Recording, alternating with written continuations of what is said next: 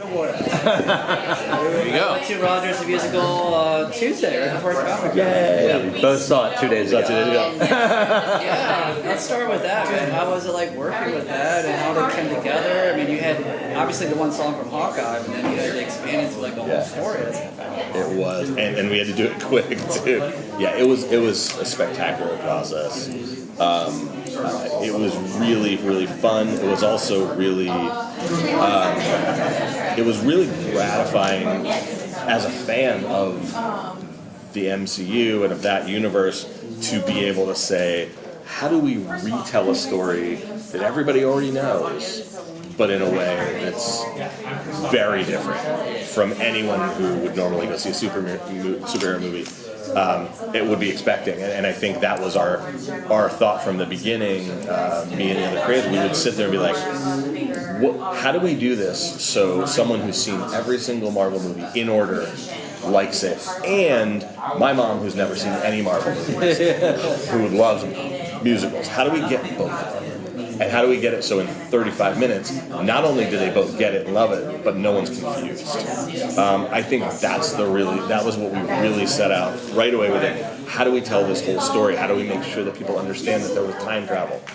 Someone who doesn't know the time stuff, how do we explain that really quickly so that my mom would actually know what that means? And then, oh yeah, he goes back in time, I get it now. So it was really a challenge of being super efficient while still not losing the fact that there was so much we wanted to see that moment when young scrawny Steve is staring at that poster going, oh, you don't want me, I'm not good, you don't think I'm good enough for you, but I am, but you don't hear me, you don't see me.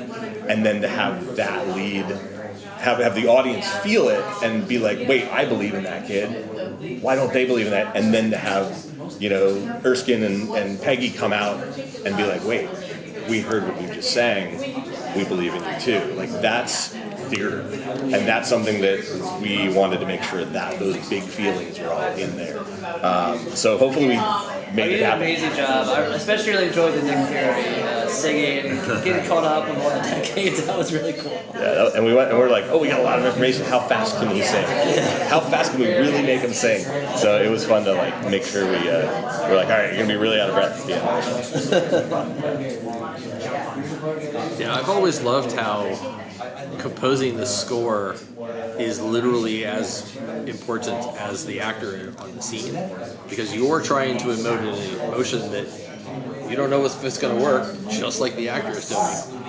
But the actor tends to get more feedback directly at the time from a director or from a producer, and they can try again. And a lot of times, you guys are kind of like, well, here it is, and somebody goes, has you ever been at a point where someone's asked you to change something, and you're like, no, I don't want to do that, but you did it anyway because you had to? Oh yeah, all the time. How annoyed are you at that? Not. Is that you understand it, or is it creatively hurting? No, I mean, there's a couple times where I really liked that thing that I thought was working. Sure. But we learn really, really early in our career. If you don't learn, it's going to be really painful. But what the rest of us learn is that we are one part of a storytelling machine. Correct. Not the only part. Right. So, and we're quite honestly, we work for whoever the director or producer is who's really telling. So my job is to them, is to say to him or her, how do I help? How do I use music that you don't speak the language of music? So how do I use my language to help tell your story? And it's not my story. Sure. In Rogers, it was actually a little bit more of my story because I was able to be part of it. I was able to come up with what is our story, and then how do I tell it? But a lot of times, like in Boys or Gen V or Supernatural or whatever, my boss, in most cases, seems to be Eric, which is amazing because he's brilliant, and I trust him and he trusts me, so it's actually a great situation. But there are times where, and he'll do the thing where he'll put his hand on my shoulder and be like, I see what you're trying to do here. but I'm not digging it. Okay. And we've been friends long enough that I like, great. I'll do it somewhere else, some other time. Right. But I'm going to give you what you want because he's so in tune with what his characters should be doing and should be feeling. Right. And like I said, I often try to think of like, well, what music would be going on like in Starlight's head at that moment.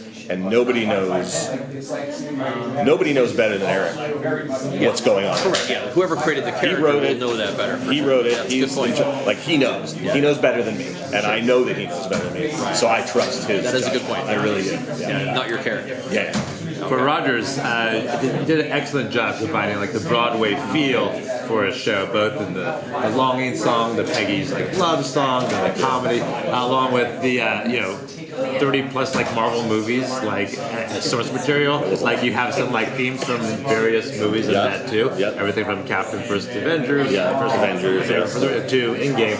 Can you describe like how you were able to combine like all these different like genres and themes together, both from Broadway and the MCU? Yeah, I mean, I think what we wanted to do was create a show that had because I don't think you could do. We all thought you couldn't do the show without latching on to the things that people associate with those characters. You had to have Alan Silvestri's theme for the Avengers. You had to have Alan's theme for Cap. That had to be there. You had to have Hawkeye. You had to have Save the City. But what we tried to do was make a story that allowed us to touch on lots of different styles of Broadway and songs between that, and that was easier to do telling Cap's story than any other story, because we were able to start with a big band jazz song that fit in the 1940s that could have been in Chicago or some other jazz musical, but then we also were able to get to the I Want song is very much like Rodgers and Hammerstein, kind of like serious, old school musical theater. But then when we get to End the Line, that's very much modern musical theater. That's something that could be on Broadway like now in a modern setting. And so we used our time travel to our advantage to allow us to do lots of different styles of music, which for me, first of all, is awesome because I'm super ADD and I like lots of different kind of stories. But I think what it also does is when you have an audience that is not a Broadway audience, you have families, you have kids, you have parents, grandparents, some of whom know Marvel movies better than anybody in this room, and some of whom know nothing.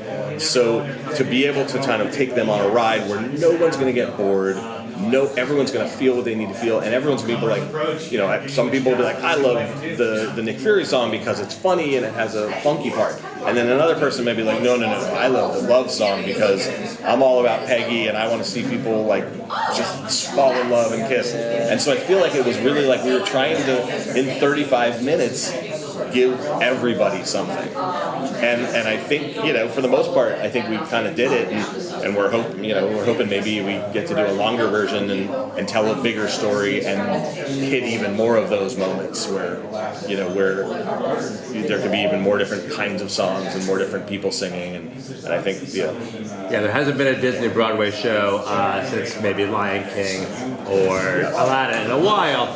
This could easily go, I think, to Broadway or a traveling show. Any thoughts on that? Yeah, and Frozen too, right. But I think the interesting thing that I keep telling everybody who will listen is, Broadway is different than it was 10, 20 years ago, especially since Hamilton, where you've got a situation where there's a lot bigger, it used to really be older, mostly female audience a lot of times, and you've got now kids who are going to Broadway, you've got people who love superheroes, you've got dads and their kids, and everyone's going, and they don't want to see Phantom of the Opera. They want to see Captain America. Exactly. It totally works. Like it works. It totally works. And so I think there's a need on Broadway or touring or in Vegas or wherever for a spectacular show where people who love the kinds of movies that Marvel makes also get to go out for a night in the theater. And I think that's something that I don't think that's ever. They tried to do Spider-Man. I saw that. Yeah. I thought it was great. But it was very serious. Right. Yeah, And I don't think you can.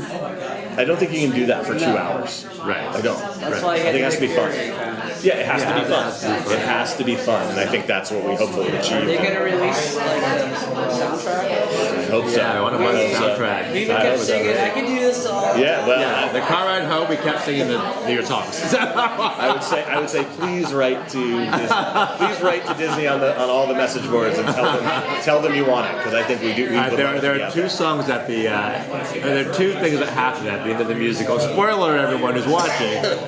Old Cap, Young Cap meets, which never happened in the NC, which I wish did, and you see Cap actually talk to Peggy, which also we never saw. We just saw them like in the house afterwards in the movie. So there are two scenes which I wish were in the movie. It totally fits in. Like, are they canon? They are not canon. Okay, damn it. If you personally would like them to be canon, We you would can like them to be certainly- canon. Tell Kevin. As somebody who wrote Agent Carter, that's the ending that I wanted.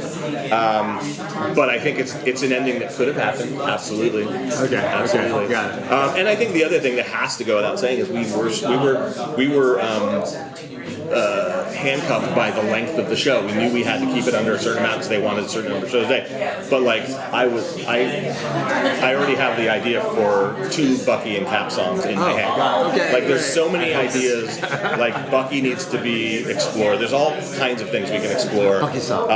So I think there's a lot more depth. There's definitely a Civil War thing in my head. So there's lots out there that could be done. And we're in a multiverse, so Yeah. it can all happen. It could all happen. All right, thanks. have you go to the Oh, next no. stage. Sorry, man. Yeah. All right. Next year. Thank you. Thanks, guys.